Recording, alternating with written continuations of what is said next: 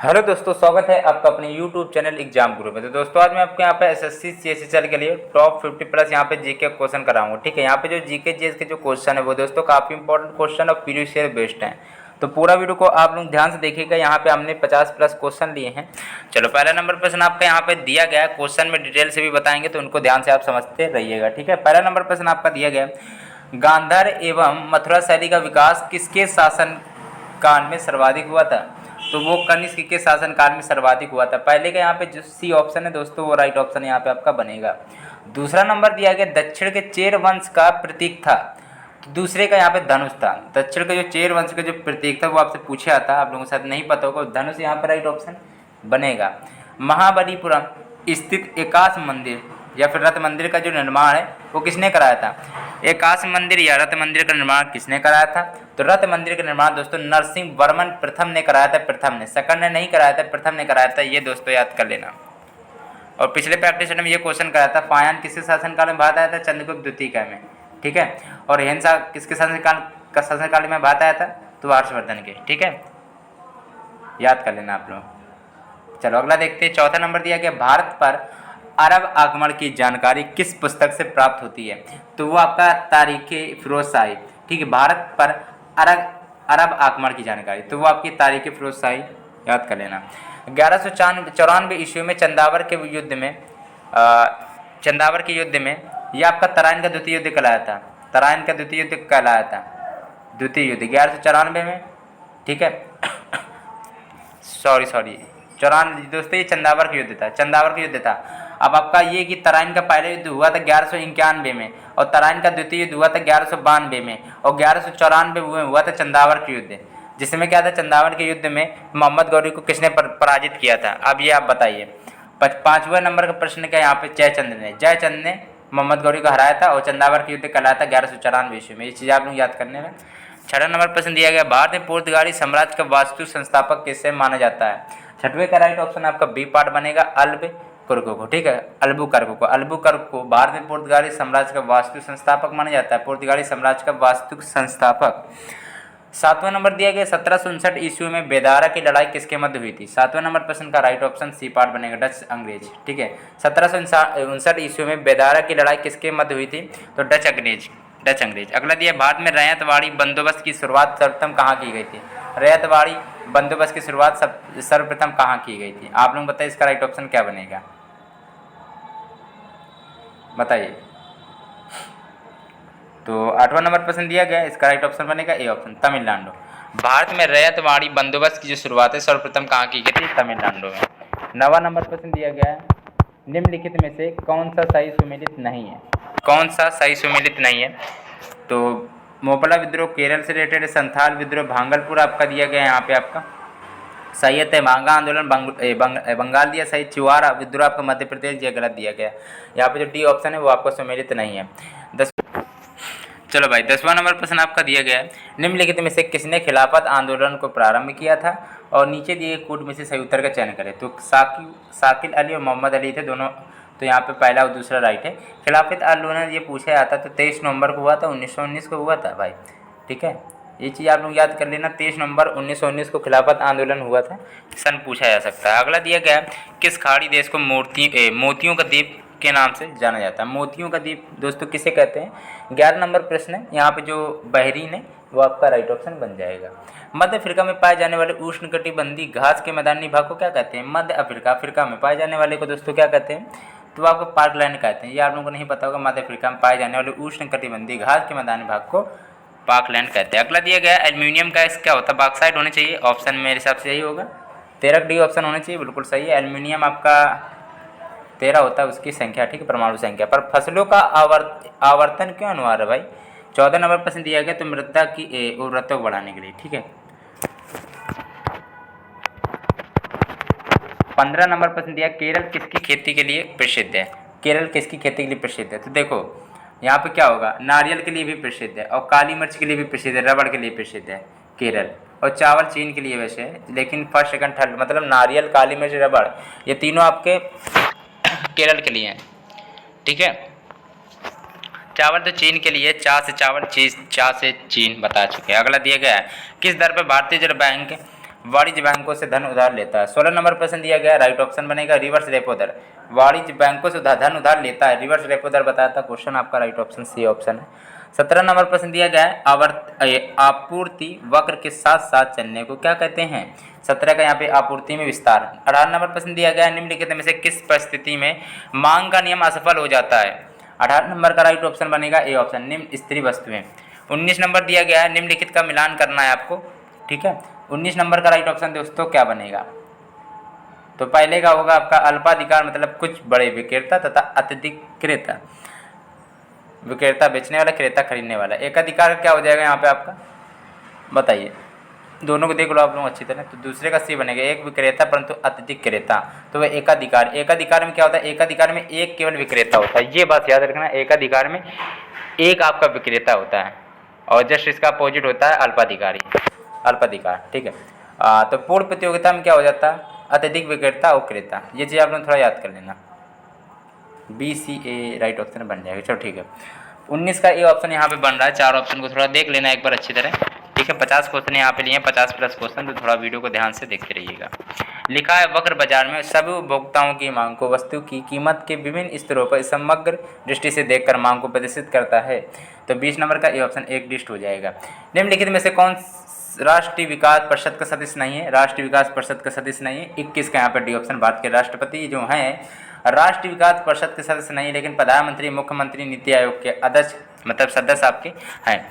अगला दिया है लोकसभा अध्यक्ष अपना त्यागपत्र किन्हें देते हैं। लोकसभा अध्यक्ष, तो 22 नंबर का सी ऑप्शन, लोकसभा जो है उपाध्यक्ष को देखते हैं। लोकसभा अध्यक्ष लोकसभा उपाध्यक्ष को ही देते हैं।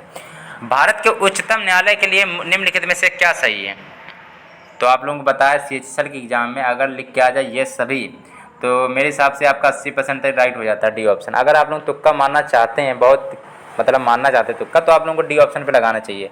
100 में 80% चांस रहते हैं कि डी ऑप्शन सही होगा, ये सभी हो जाएंगे। भारत के उच्चतम न्यायालय के लिए निम्नलिखित में से क्या सही है, संघीय न्यायालय, संविधान का रक्षक, अपील न्यायालय, मतलब कि ये सभी हो जाएगा।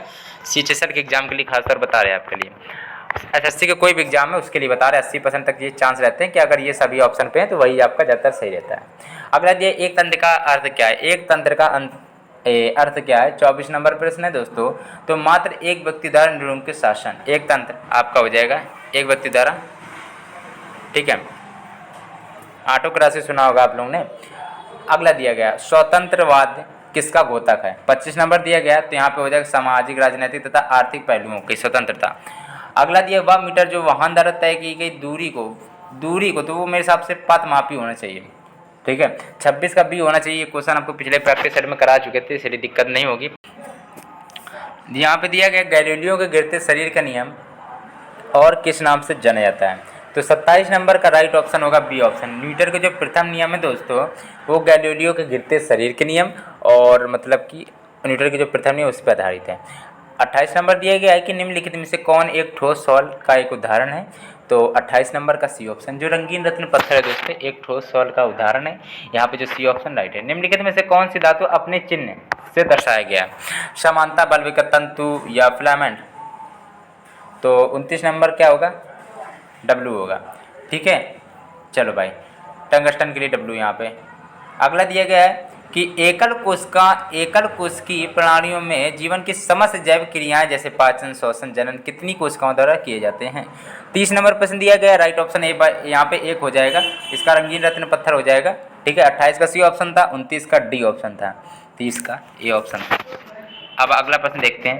चलो भाई, यहाँ पे मैंने पहले बताया था 50 प्लस दोस्तों क्वेश्चन कराएंगे, ठीक है। चलो अगला देखते हैं। लिखा उत्तर प्रदेश मंत्री परिषद ने उत्तर प्रदेश गौवध निवारण संशोधन अध्यादेश 2020 के प्रारूप को स्वीकृति प्रदान की है। इसके तहत गोकशी की घटनाओं हेतु कितने वर्ष की अधिकतम सजा दी जाएगी। गाय को मारने पर कितने मतलब की अधिकतम सजा दी जाएगी, ठीक है। यही क्वेश्चन है। 53 नंबर प्रश्न है, राइट ऑप्शन बताइए क्या होगा। तो यहाँ पे जो 10 वर्ष है राइट ऑप्शन है। पुस्तक द टेक विस्पर के लेखक कौन है। देखो पुस्तक से रिलेटेड क्वेश्चन जब भी है तो उनको ध्यान समझिएगा। जसप्रीत बिरंदा है यहाँ पे राइट ऑप्शन। रक्षा मंत्री राजनाथ सिंह जो हैं आपके किस स्थान पर कर्नल चेंगवांग रिनचेन सेतु का उद्घाटन किया गया है। तो 55 नंबर का किसका पूछा गया, देखो लो, किस स्थान पर कर्नल चेंगवांग पर रिनचेन सेतु दोस्तों आप लोग याद कर लेना कहाँ पर उद्घाटन किया गया है। 55 का राइट ऑप्शन होगा लद्दाख पे।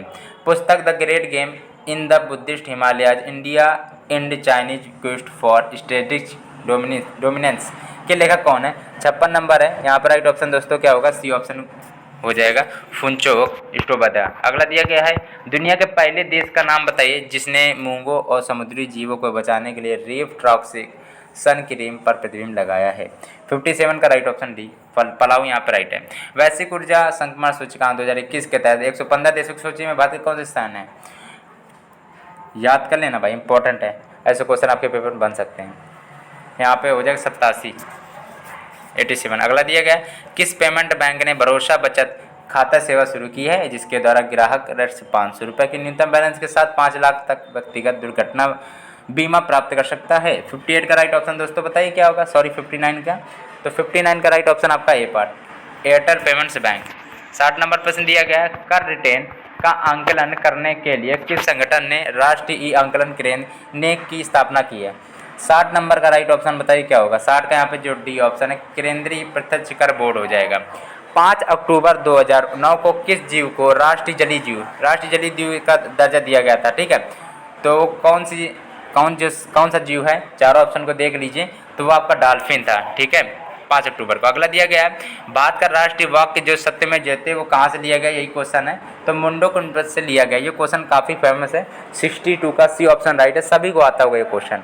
63 नंबर आपका दिया गया है कि भारत का प्रथम लोकसभा अध्यक्ष कौन था? जी.वी. मावलकर था। ठीक है, गणेश वासुदेव मावलकर, ये ऐसे आ सकता है। तो पूरा नाम बता दिया आपको, जी से गणेश, वी से वासुदेव, मावलकर। ठीक है, अगला दिया गया है, प्रथम परमवीर चक्र विजेता कौन था? 64 का राइट ऑप्शन होगा बी पार्ट, सोमनाथ शर्मा। 65 दिया गया है आपका, भारत के प्रथम महिला न्यायालय की स्थापना कहाँ हुई थी? 65 का ए ऑप्शन, मालदा में। भारत का पहला डाक टिकट कहाँ से मुद्रित हुआ था? 67 का राइट ऑप्शन होगा कोलकाता से। 67 नंबर दिया गया है कि निम्नलिखित में से आपको सुमेलित सिंपल से करना है भाई। कुछ तो आप लोग लगा ही दोगे, कुछ तो आप कमायनी तो जयशंकर प्रसाद, आपकी यामा महादेव वर्मा थी पहले का महिला चतु इसकी है, फरेश्वर नाथ रेणु की, और काली आंधी कमलेश्वर की। तो मेरे हिसाब से 1234 होना चाहिए, कहीं ऑप्शन में है क्या? तो मेरे हिसाब से बी होना चाहिए भाई, 67 का बी होना चाहिए भाई। चलो देखो, पहले कमायनी तो जयशंकर प्रसाद की, यामा आप लोग किसकी है? महादेव वर्मा जी की। महिला अक्षर फरेश्वर नाथ रेणु की है। और काली आंधी से हमने बताया था, काली आंधी आपके कमलेश्वर की। ये चीज़ आप लोग याद रखिएगा। तो 1 2 3 4 राइट ऑप्शन आपका बन गया बी पार्ट। अगला दिया, उत्तरी ध्रुव पर पहुंचने वाला प्रथम व्यक्ति कौन था? उत्तरी ध्रुव पर पूछा गया है, तो बताइए यहाँ पर राइट ऑप्शन आपका क्या बनेगा? 68 नंबर दिया गया है दोस्तों, 68 का राइट ऑप्शन यहाँ पर रॉबर्ट पीरी है जो उत्तरी ध्रुव पर पहुंचने वाला प्रथम व्यक्ति है। और 69 ऑस्कर पुरस्कार जीतने वाला प्रथम मुस्लिम अभिनेता कौन है? ऑस्कर, बताइए। हाँ, 69 नंबर दिया गया है, तो इसका राइट ऑप्शन महेरसला अली हो जाएगा। ठीक है, अगला दिए, भारतीय टैंक कण किन 2 टैंकों का मिश्रण है?